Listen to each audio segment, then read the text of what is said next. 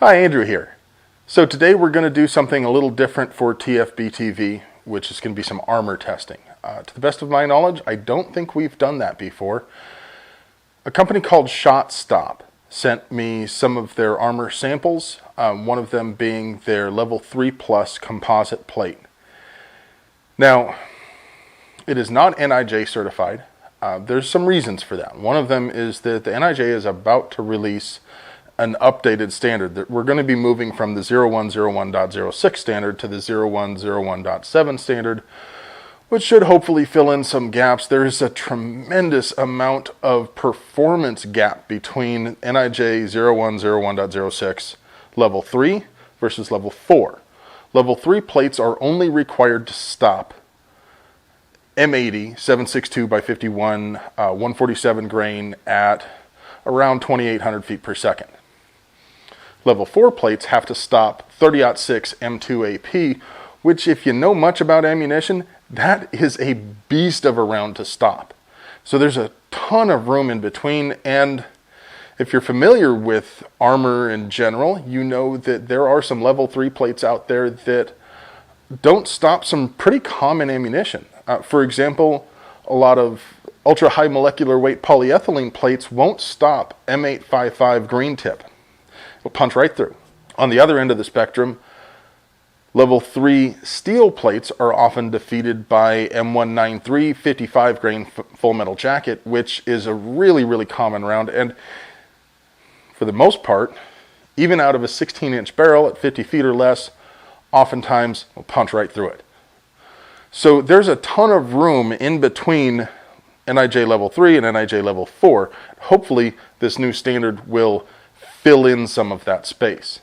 This particular plate is billed as being a level 3 plus plate because it does dramatically exceed NIJ 0101.06 level 3 standards as confirmed by independent laboratories, but it does not currently hold an NIJ rating, although we should expect an NIJ rating to be pending fairly soon. Now, in testing it for a YouTube channel, there's a few things that we have to bear in mind. One, I'm not a laboratory, so what I do isn't as repeatable, and I can't control variables quite as well as a laboratory. Plus, it's just not fun to watch a video of laboratory testing. It's also worth noting that as an independent tester, I have the opportunity to shoot the plate with a whole bunch of stuff that is not really rated to do. So we're going to start with a few threats that should fit well inside of the rating for this plate. So this plate is specifically rated for M855 green tip. So we're going to, of course, start with that and make sure that it does what the manufacturer claims that it can do. We're going to hit it with M855 Lake City 62 grain full metal jacket from an 18-inch AR15. If it does well with that, we're also going to hit it with M193 Lake City full metal jacket and Pervy Partisan 75 grain boat tail hollow point.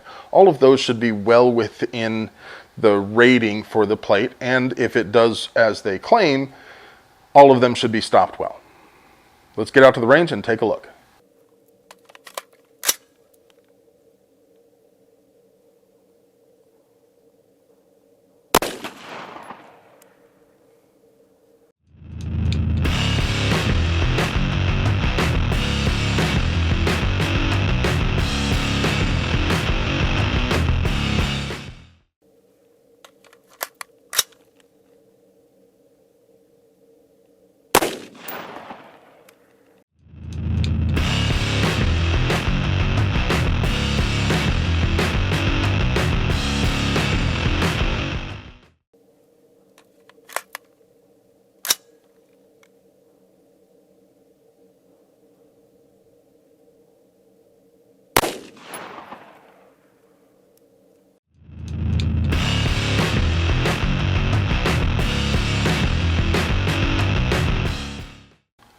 All right, so far, outstanding performance, stopped everything.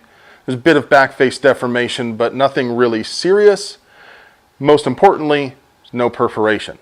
However, This wouldn't be a very interesting test if we stuck to things that the plate is supposed to stop, so I want to hit it with some things that kind of fall outside of the norm. I hand-loaded some reduced velocity M855A1. If you know much about this projectile, you know that it is an absolute honey badger when it comes to getting through obstacles.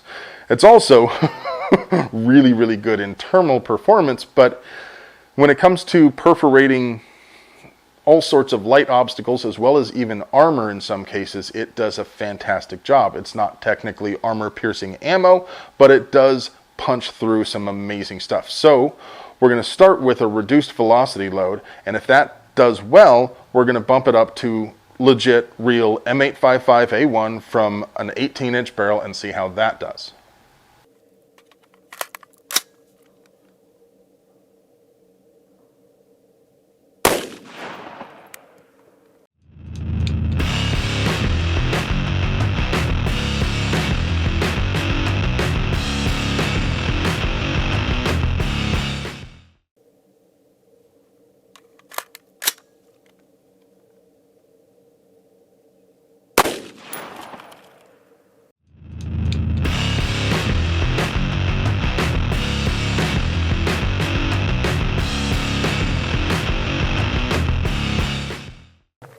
Really impressive. So here's the front of it. This was 75 grain Pervy Partisan. This was M855. This was reduced velocity M855A1. This is M193. And this is full power M855A1. Absolutely incredible. Every one of these was stopped. All right, in all honesty, I really expected this to defeat that plate.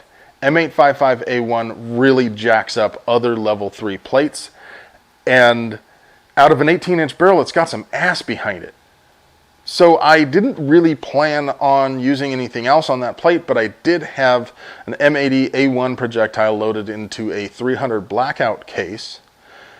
So I figured I'd go ahead and give that a shot, because M80A1, also being the same design but in 30 caliber, is a total beast. Of course, it's reduced velocity being 300 blackout, but increased mass. So let's see how that does out of an 8-inch AR15 300 blackout M80A1 EPR against the level 3 plus Shot Stop plate.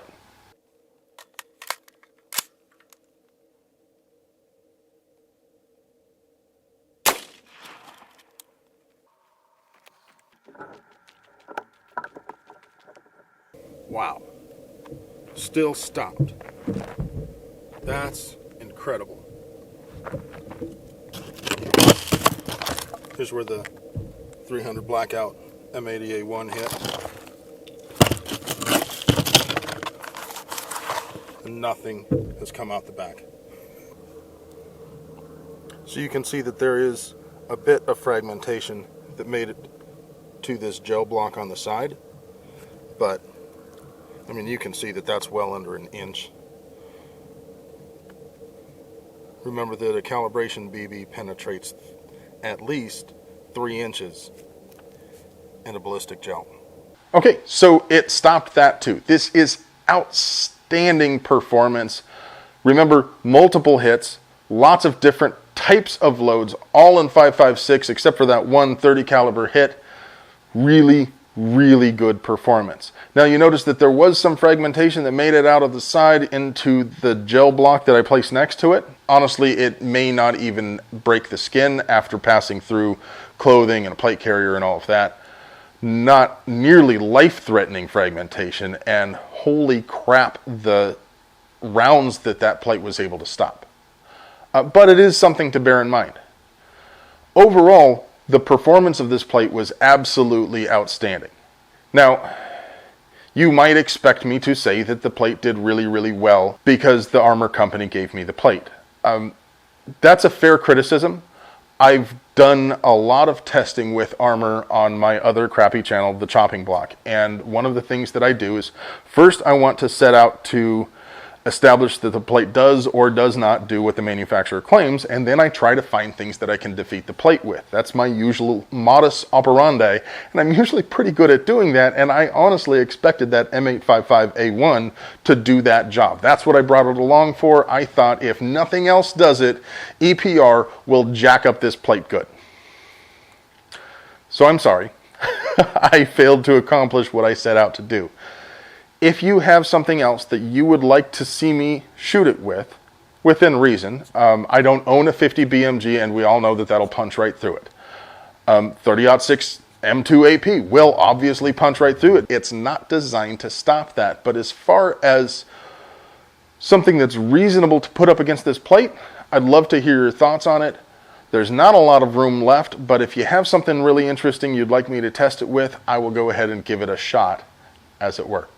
Thanks for watching. If you have the time, head on over to our sponsor's website, Ventura Munitions, see what they have in stock. They've got a lot of different types of ammunition and a lot of different calibers and really great deals on it, and they are what make these videos possible. As always, if you have any questions or comments, definitely leave a post below. I would love to hear your feedback, especially about whether you want to see future armor testing like this. Don't forget to like, share, and subscribe. It's not just something that we say at the end of YouTube videos. It makes a difference as far as what you see on YouTube. If you like seeing content like this, make sure you engage with the video, and YouTube will know that you want to see more videos like this. Have a great day.